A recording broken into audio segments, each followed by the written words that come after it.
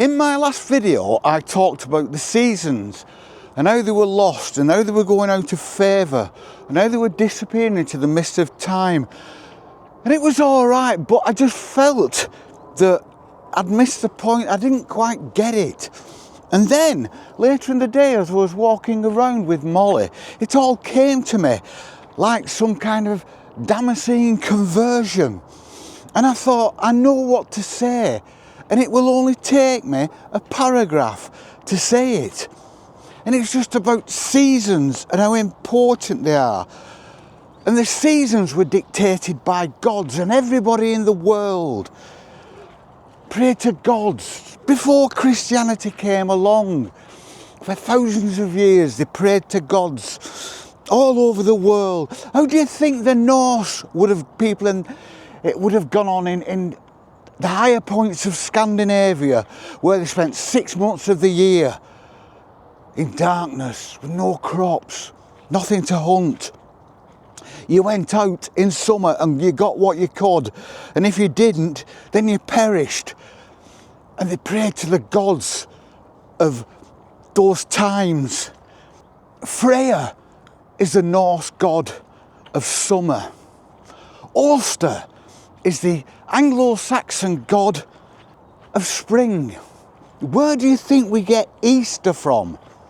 But then that was co-opted into later coming Christianity. But it all based around ancient gods. A lot of the things, a lot of religions have names for times that they claim as their own, but they weren't. They came back.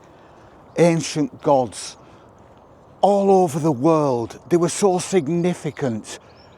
People offered up sacrifices. People in this country offered up human sacrifices to the gods, who they saw as relevant and as tangible and as important as many people do think of the gods that people worship today. We have Christianity, Hinduism, Buddhism, Sikhism, and later on Islam, and all these have much better social media platforms than the pagan gods did.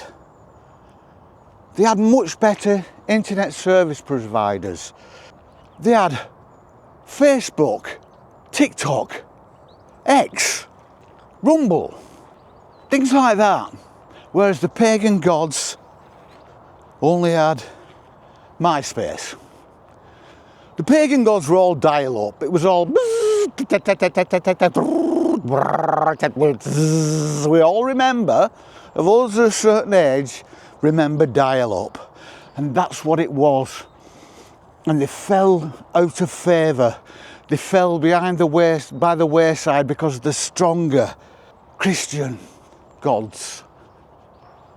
But we can't lose them. The woke, weak, limp-wristed authors of academia nowadays are desperately trying to write the white Anglo-Saxon out of history. They tell lies. They're telling lies. Richard III was not a black, transsexual, lesbian, homosexual from Ethiopia, whatever they tell you. He wasn't. He was a white bloke. I can trace my forebears back to the Danelaw, genuinely. My ancestors came across from Scandinavia in dragon-headed longboats, negotiating the oil rigs. Others can trace the history back to Wessex, the great kingdom of Wessex, with kings like Ethelred, Ethelstan, Ethelwulf, and of course Alfred the Great, who saved this country from my forebears. Yet more can trace their lineage back to William the Bastard, because he was called William the Bastard before he was called William the Conqueror. And the Jutes from Jutland, and the Germans. And all these people may have had their Protestants and Catholics, and later on, thank you to Henry VIII, Church of England, what you will do to sow your wild oats. But before then, every one of these people, every one of these kingdoms had gods. Freya, Auster, gods throughout the Norse. Terrible, terrible beings of great import. Terrible in the way of wondrous and strong and all empowering. And we're losing it. Academia has stuffed us. We are being written out of history. The gods are being written out of history. Nobody teaches our kids about gods now, do they? They're insignificant. But the gods were worshipped for thousands of years longer than any modern faith has been around. Thousands of years. And they're all gone. And it's a shame. And I won't forget them, because it's it's an incredibly exciting subject. Gods. How they were seen. How they ruled the landscape. How they gave you a good crop. If you said the wrong thing, they would destroy your crop. They would send a plague of locusts. They would send floods. Long before the modern gods sent plagues of locusts and floods, they would kill your children. You had to be really good. So dedicated that you would sacrifice your own children to them. Can you see the link between all this and later stories that come along?